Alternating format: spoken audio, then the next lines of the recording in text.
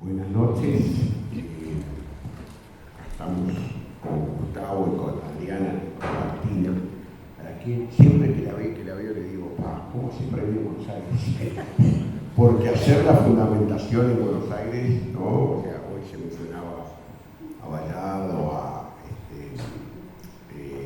Ávila, también no se mencionó, pero nosotros de los que ha hecho esa fundamentación, y también el Paisé, pero de allá, ¿no? Sobre todo porque el año pasado, fue el pasado que salió el libro de Felipe Piña, un poco abonando la teoría de Gabriel Francis. Pero no sé si quieren empiezo yo, ¿no?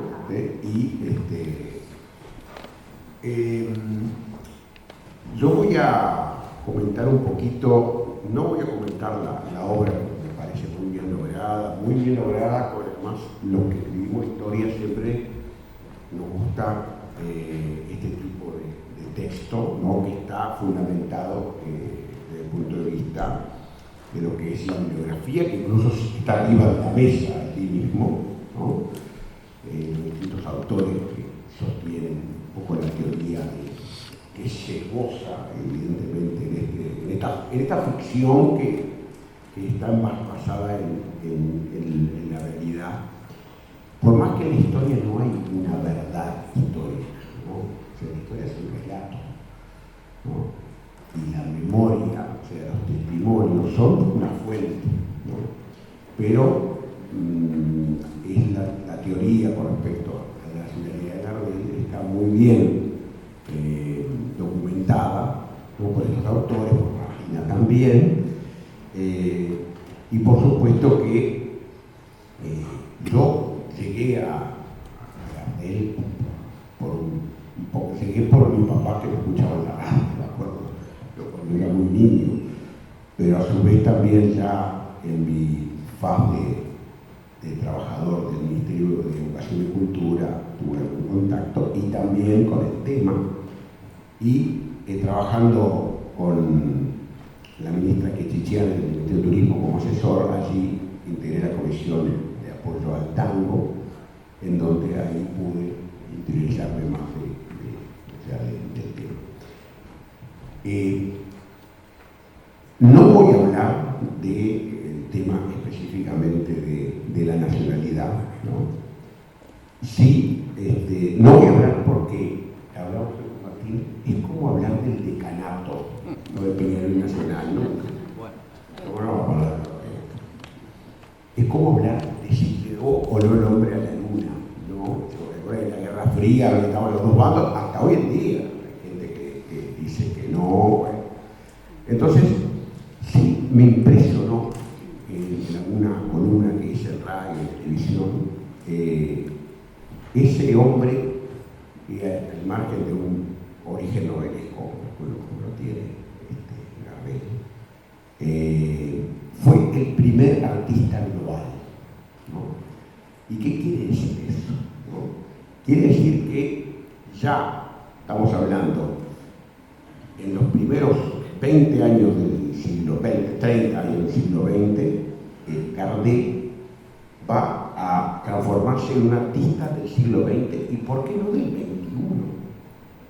Fíjense ustedes, el cine de 1895, las radiodifusiones de fines del siglo XIX, la aviación comercial, ¿no? Muy vinculada al fin de Gardel, ¿no? Es de la segunda década del siglo XX, ¿no? Y este hombre hizo lo que hoy en día hacen los artistas, y es ir a ser conocido a nivel global, ¿no? En un tiempo donde el barco, que era el medio de transporte entre Europa y América, y entre el Río de la Plata y Nueva York, ¿no? Demoraba días. Bueno, nuestros ancestros llegaron en general en barco, no llegaron tanto en avión. Y sin embargo, este hombre fue creando una serie de hitos, ¿no? Que lo voy a decir muy rápidamente, pero por ejemplo, va a ser el primero que haga giras. En la década del 20 hizo una gira en España, hizo una gira en Francia. Fue el primero también que va a, en el año 34, convocar una conferencia de prensa en el Waldorf Astoria de Nueva York, que fue la primera conferencia de prensa de la historia. Inventó la conferencia de prensa, inventó el videoclip, ¿no? Digo, no sé si está de acuerdo contigo, no era muy buen actor tampoco, ¿no? Pero, y algo muy importante también va a ser que va a hacer tener hitos increíbles, como por ejemplo cantar en Nueva York con sus guitarristas en Buenos Aires en el año 34, o sea, hacer un dúplex que se llama ahora.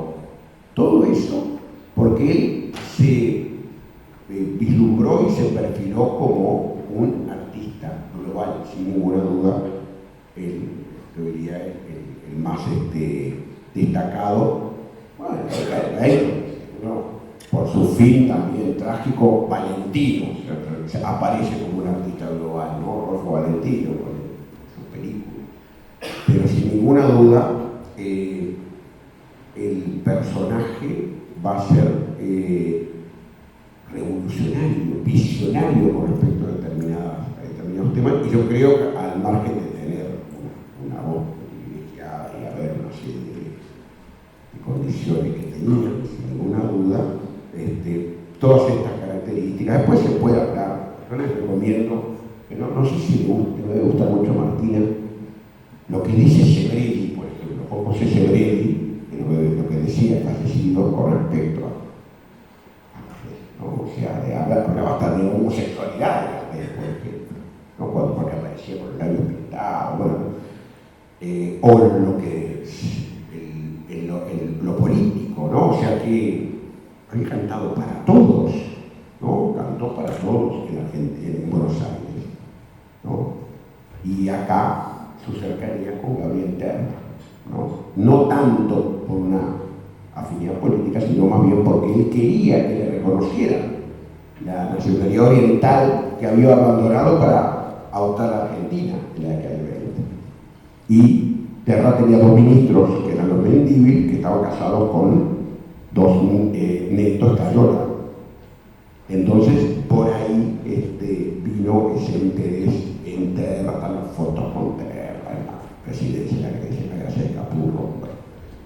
O sea que yo creo que siempre lo convoca, ¿no? Sin ninguna duda, Gabriel, y bueno, la voy a dejar por acá.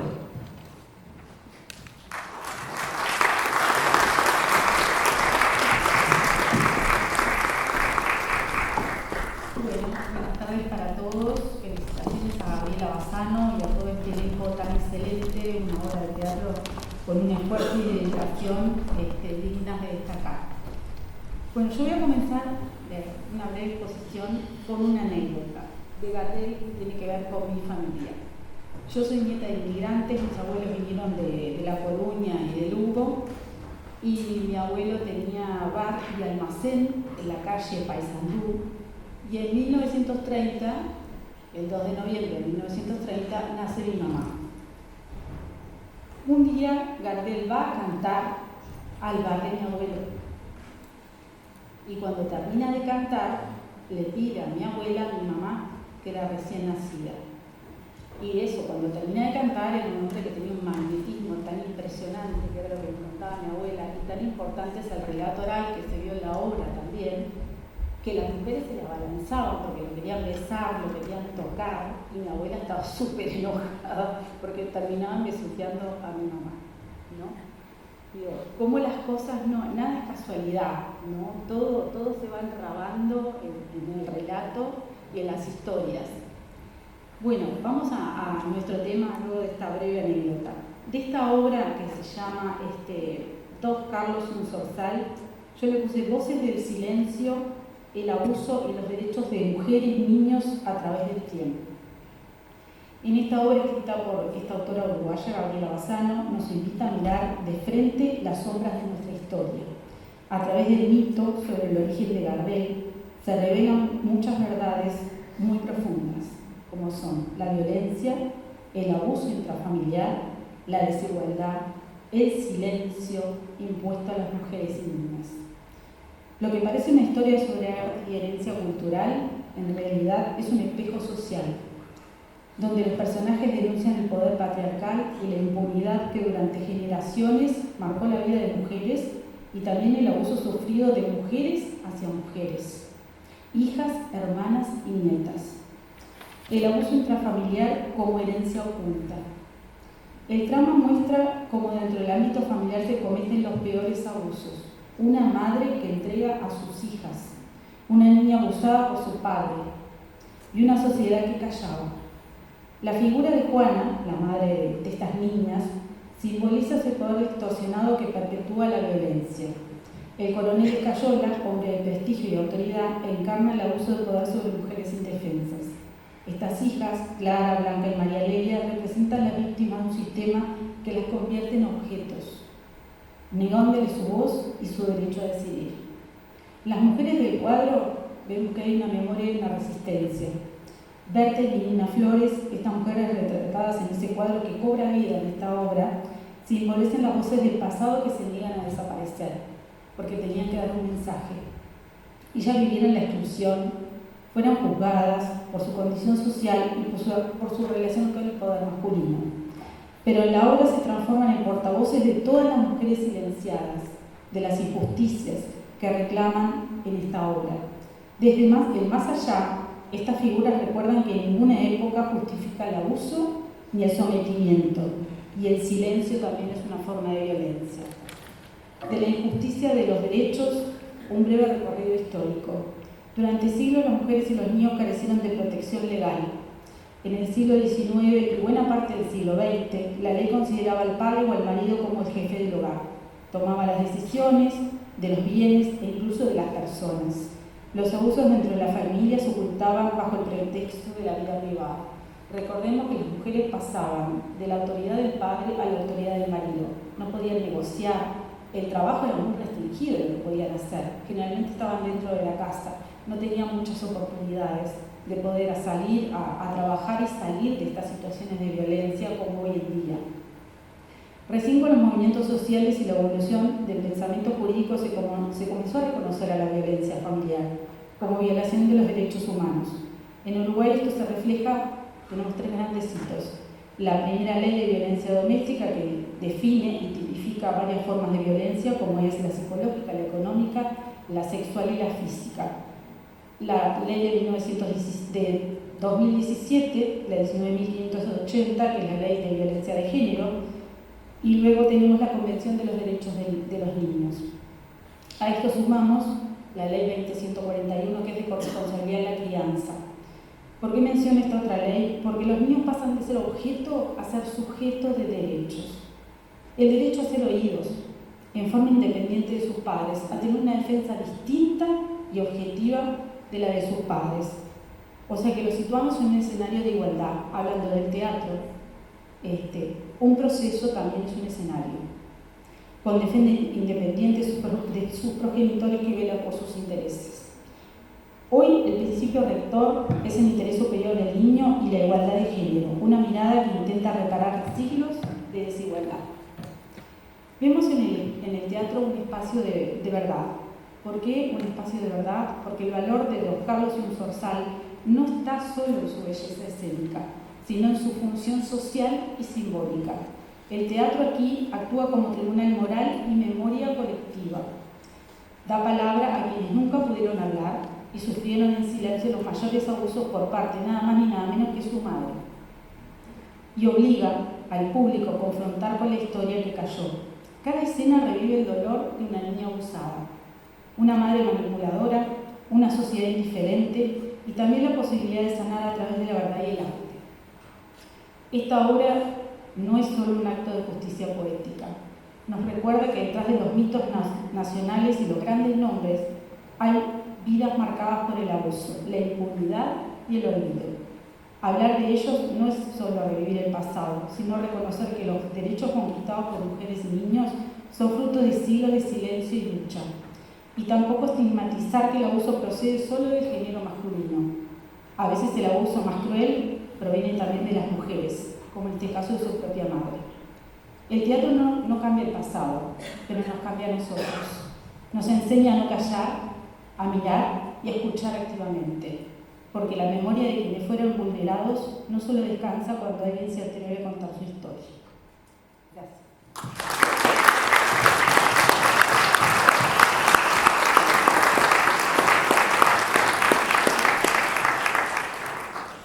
Bueno, buenas noches. Agradecí mucho la invitación a estar acá, pero también, debo ser sincero, fue una interpelación a qué es lo que iba a hacer y de qué iba a hablar estando acá. Ustedes saben, bueno, no tienen por qué saberlo, el ámbito mío, la zona de confort mía, es las leyes, la contravención a las leyes, las evaluaciones, la violencia.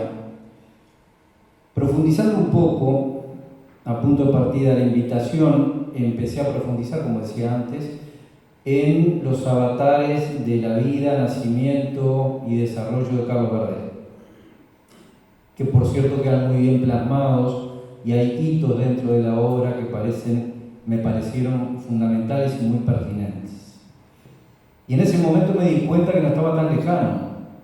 Mi accionar profesional no estaba tan lejano de la vida de Gardel, del nacimiento, del desarrollo de Gardel, de la familia, o las familias, debería decir, de Gardel. En la historia de Gardel se anudan delitos, suicidios, maltrato, desconocimientos, una gran cantidad de elementos que cotidianamente vemos, lamentablemente se han mantenido en el correr de la historia de la humanidad y en cierto punto, a veces hasta se han agudizado. Y esto no lo cambian, comparto lo que dice la compañera, pero no lo cambian estrictamente las leyes, sino lo cambian el posicionamiento y la cosmovisión que cada uno de nosotros puede llegar a tener o a ir reflexionando sobre determinados puntos. Entonces me dije, bueno, acá hay dos elementos que son fundamentales para mí. Uno es lo social. Y uno se pone a pensar cuándo algo es delito y deja de ser delito. Y es el perfil de personalidad de cada sociedad. Las sociedades tienen perfiles de personalidad. Yo particularmente pienso que hoy en día estamos en una sociedad donde la psicopatía es el perfil más abarcativo de nuestra sociedad. El no tener en cuenta al otro, el pisar al otro, el mentir, el no reflexionar en las consecuencias, en sacar provecho del más débil, circunstancial o continuamente y crónicamente más débil. Y desde ese punto de vista, yo veía una sociedad que avalaba y normalizaba determinadas cosas. Más allá de normalizarlos, el sufrimiento seguramente siempre estuvo. Y acá paso al segundo tema, no me quiero extender mucho, yo me pongo a hablar de estas cosas y aburro. Al segundo tema, que es la subjetividad de Carlos Gardel. Una cuestión era lo social y otro nivel es la subjetividad de Carlos Gardel. ¿Cómo podría haber marcado esta falla fundacional en su venida al mundo, este no reconocimiento, el ser producto de estas situaciones de alta violencia, de abandono, de desarraigo? Porque nosotros vemos el Carlos Gardel, o por lo menos yo lo veía, el Carlos Gardel,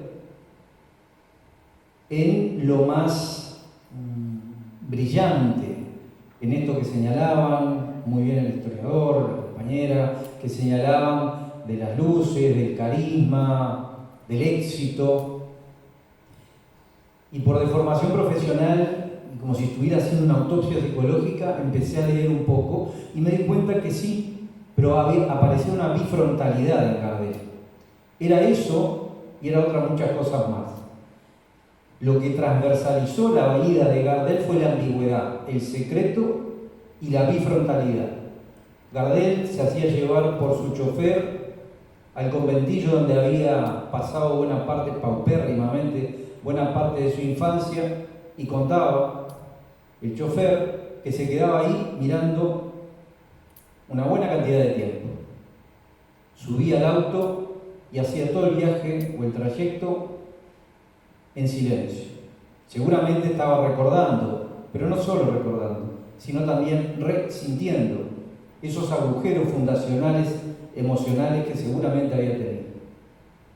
Gardel es ambiguo, se codió con la nata y crema de la sociedad y también con el bajo fondo. Tenía entradas en comisarías, tenía sus huellas dactilares puestas en un prontuario. Ni se pusieron de acuerdo en dónde fue que le pegaron el tiro, si en el pecho, en los pulmones o en el glúteo. La vida de Gardel es eso. Y para terminar y no aburrir, a mí me parece que justamente hay dos partes del último tema que escuchamos de Gardel que a mí me parece que grafican y sintetizan bastante lo que intenté transmitirlo, o por lo menos la visión mía. Tengo miedo del encuentro con el pasado que vuelve a enfrentarse con mi vida. Gardel se escapó hacia adelante. No metabolizó todos los elementos traumáticos y vacíos emocionales y escapó hacia adelante, cosa que hacemos mucho. Y el otro, o la otra estrofa, pero el viajero que huye, tarde o temprano, detenemos nuestro andar. En algún momento, todos nosotros, en algún momento de nuestra vida, vamos saltando conflictos, traumas, y en algún momento detenemos nuestro andar para hacer una reflexión tardía o tempranamente. Muchas gracias.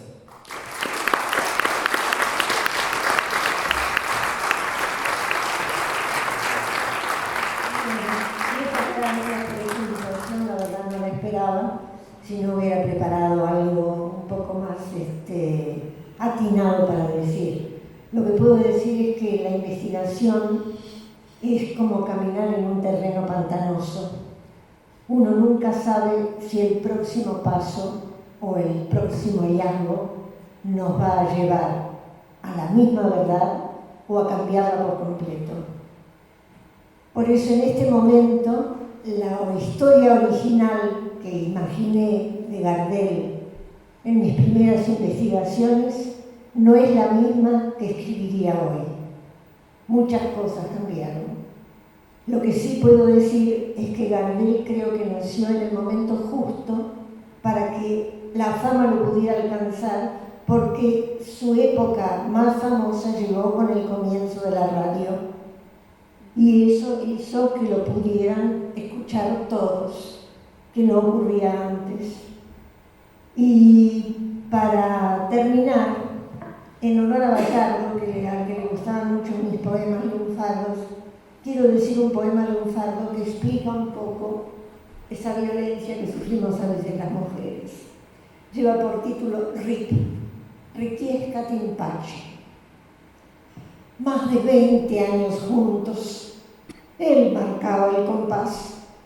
Mientras yo masticaba nada más que saliva, corriendo la coneja sin fe ni alternativa, se fumaba mis pesos y mi vida además.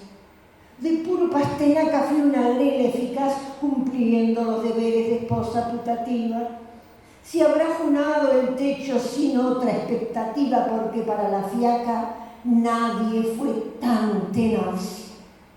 Pero la suerte aracá, girando a la deriva, dispuso que la vida me regalara un as, dejándome de pronto sin tanta comitiva. Lo amacijó la parca, no volverá jamás, tal como le gustaba, tendido boca arriba, hoy yace bajo tierra y yo descanso en paz.